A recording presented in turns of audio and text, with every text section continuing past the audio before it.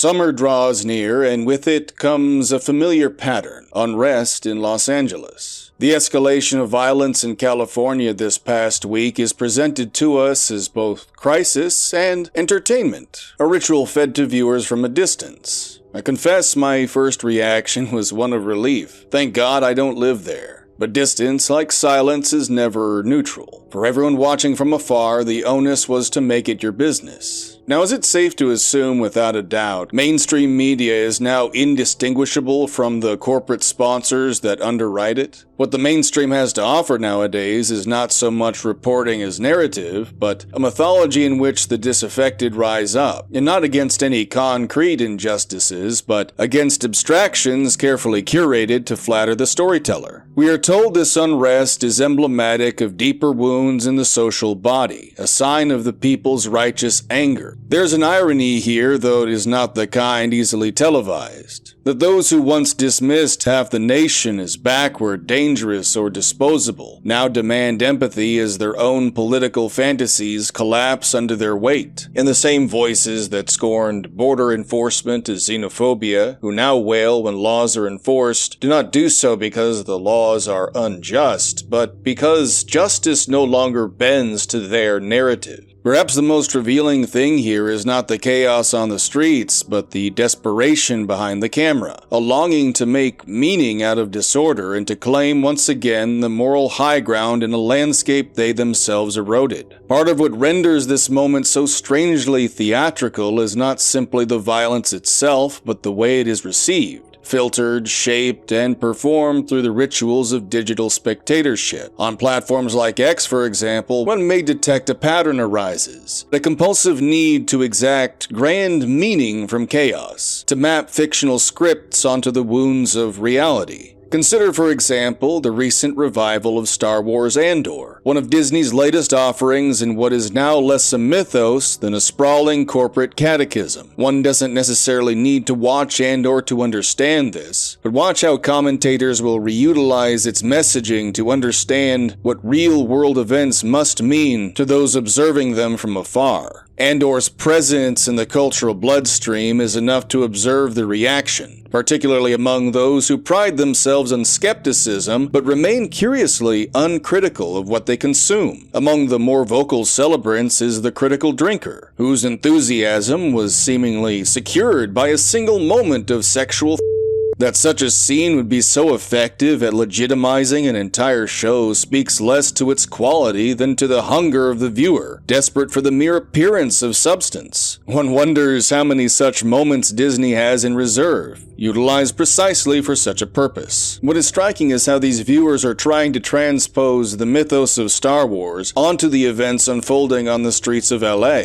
The Empire has become law enforcement and the protesters have become the rebels. But this analogy, endlessly repeated, begins to reveal less about politics and more about the theological imagination of Disney's audience. But for the last 3 decades, Star Wars has sustained itself on the illusion of insurgency. For some reason, the rebels are always fighting, always on the verge of triumph, yet never victorious. Meanwhile, the Galactic Empire, though always cartoonishly incompetent and morally bankrupt, remains somehow unshaken. But this is not mere narrative laziness. It is narrative liturgy. It teaches us that struggle is permanent, that resistance is noble but ultimately futile, and that redemption lies not in transformation, but in this endless defiance. And such a story is enormously useful, not for the liberation of the public, but for its pacification. It allows the viewer to believe they are part of some fight, while they remain entirely within the comfort of the very system that sells them the script. And so the question arises, are these viewers truly preparing to interrogate the Empire's real-world equivalents, its financiers and cultural engineers? Or are they content to receive, week after week, the very narrative those elites have commissioned for them, complete with just enough darkness, just enough edge to feel rebellious, without ever really threatening the power behind the curtain? Were I more naive, I might suggest that Disney's greatest offense against the Star Wars franchise was the dilution of its aesthetic, or the decline in storytelling craft. No, something deeper is at work here. The more insidious corruption lies not in style, but in meaning. The mythic foundation upon which the empire-rebel dichotomy once stood has been quietly hollowed out, leaving behind a set of symbols detached from their moral roots. The forms remain: the stormtroopers, the starships, the blasters, the lightsabers, but all substance has been inverted. The categories of empire and rebel no longer function as fixed moral opposites, but now as pliable tropes repurposed by the very powers they once critiqued. And in the hands of corporate stewards, the rebel mantle is now worn by an empire in and of itself, the Walt Disney Company, whose cultural dominance readily adopts the posture of defiance. Hence, what was once a grassroots narrative has been co-opted by a corporate power that recognizes the economic worth of its message while subverting its substance. The original moral thrust has been inverted, and with it the capacity of the myth to challenge real-world authority has been neutralized. This is the paradox of moral signaling in the contemporary order. The imagery of rebellion is marshaled not to provoke resistance to injustice, but to affirm what is already assumed: that the empire is always bad and the rebels are always good. And so long as that dichotomy remains unquestioned, unexamined, it becomes a vessel for further indoctrination. It becomes a myth, weaponized precisely because of how familiar it feels. And so the symbols persist, but no longer as provocations to the moral imagination. They remain placeholders, moral templates onto which corporations imprint the virtues they wish to cultivate. And we, the audience, are invited to identify as the underdogs, the rebels. And in doing so, we allow whatever virtues imposed on us as rebels to be our dogma. All the while, we are allowed to imagine that we are rebels and that our resistance means something in the grand scheme of things, even though we know next season, next iteration, that same old empire will be knocking at our door. And thus the original moral pulse of Star Wars has been stilled. What remains is not conviction, but sentiment. This is faux engagement leading to an eventual exhaustion, pacification. Worse still, such shallowness provokes a backlash. The very virtues meant to bind us together, when preached with the tone of inevitability and the arrogance of power, may also stand to alienate those who become disillusioned with their uselessness. For what happens when people realize that resistance is all manufactured, its values proclaimed without humility and without real struggle? Slowly but surely, there are those who will realize the myth no longer serves the common good of the people, but only those who control them. This is what increasingly unsettles the disenchanted cultural critic, the ones who once found clarity in voices like EFAP or the critical drinker, but now sense something is amiss. And that frustration lies not only in the content of modern media, but in the realization that the critique of plot holes and bad writing remains narrowly technical, missing the deeper transformation, that the very imagery of rebellion, once the symbol of resistance against empire, is now wielded by those whose loyalties lie with empire's cultural apparatus. Disney and its peers have proven remarkably adept at this repurposing. The rebel cause now speaks with the voice of the corporation. Defiance is sold as merchandise, complete with collectible editions and streaming exclusive tie-ins. The mythology of resistance is no longer forged in the crucible of suffering or sacrifice, but manufactured in boardrooms and disseminated through curated content drops. And what was once a summons to risk is now a consumer identity, comfortably worn. And where exactly are these rebels as they watch the LA riots from their computer screens? Oh, that's right. Their rebellion is enacted not in the streets, but from the air-conditioned glow of suburban homes, where you compose radical missives on social media platforms owned by rival empires. And there they pair slogans with memes from the latest Disney series and cite plot lines from Andor as if quoting scripture. They speak of the oppressed, of the people rising, while unknowingly reciting a narrative authored not by the dispossessed, but by salaried screenwriters laboring under the aegis of a multinational conglomerate. Increasingly, this pantomime of resistance takes the form of siding, unreflectively, with any group cast as marginalized, even when it means opposing the interests of their nation's own citizens. The new rebel is fashioned in the image of corporate myth and throws in with foreign invaders, not out of solidarity rooted in justice or discernment, but because the script of their award-winning TV series demands it. To question this alignment, to ask whether it makes sense to oppose national law in favor of globalized sentiment, is to risk being labeled a villain in a drama no longer written by any true grassroots movement. These self-fashioned insurgents never pause to ask whether they are engaged in anything more than a performance, one choreographed in advance by a billion-dollar entertainment company. Are the LA riots really akin to Andor's fictional insurrection? Or are you simply telling yourself a story, one whose contours are suspiciously comforting, whose categories of good and evil come pre-assembled? In the end, perhaps the most seductive lie of empire is not that it controls you, but that you control it, that your rebellion is real, even when every image, every word, every cause you cling to was already cleared by Disney's marketing team. This phenomenon is in part the inheritance of an older logic,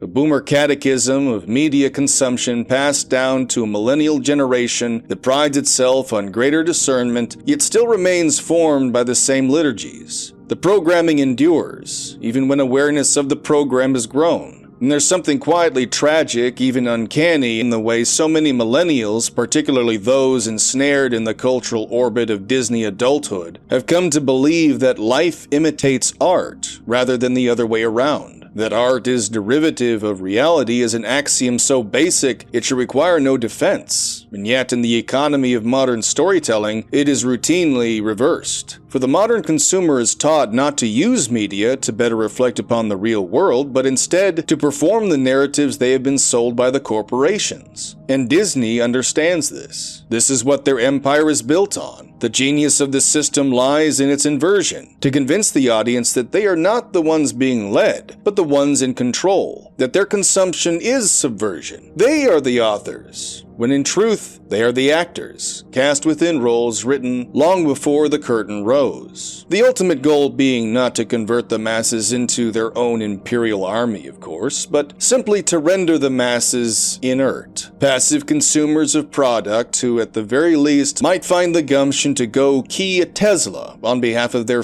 resistance. You see, the thing about Star Wars fans, or about any fans really, is that they believe themselves indispensable, not merely as consumers but as co-creators, stewards of canon, guardians of lore, their fluency in trivia, their ability to recite lines and decode imagined intentions behind the decisions made by the actual people who make the slop that they consume is taken as some kind of moral credential. They imagine themselves the beloved children of the franchise, participants in a sacred inheritance, while the corporations, ever distant and calculating, are cast in the role of benevolent patriarchs. But in truth, there is no such thing. These are not grandfathers delighting in their progeny, but conglomerates that are made happy only so long as you pay tribute to them.